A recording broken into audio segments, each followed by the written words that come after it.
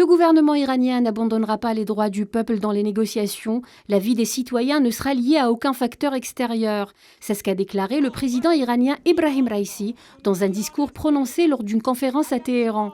Ces déclarations sont une allusion directe aux négociations et à l'accord sur le nucléaire, au moment où les citoyens iraniens attendent avec impatience la levée des strictes sanctions américaines, une fois l'accord conclu. Si dans son discours, Raïssi s'est voulu rassurant envers son peuple, en déclarant notamment, je cite, « Le gouvernement, quelles que soient les sanctions et les menaces, poursuivra son travail sérieusement ».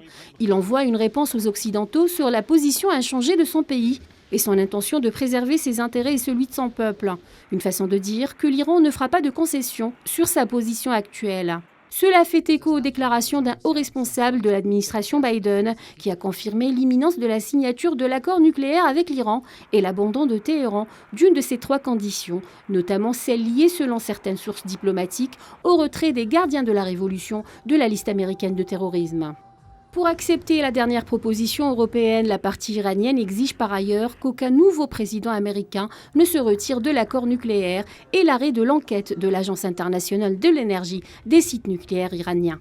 Les déclarations d'Ebrahim Raïssi interviennent à un moment où les négociations sur le nucléaire ont atteint leur dernière étape, alors que l'on s'attend à ce qu'un accord soit conclu à Vienne après 16 mois de négociations marathon.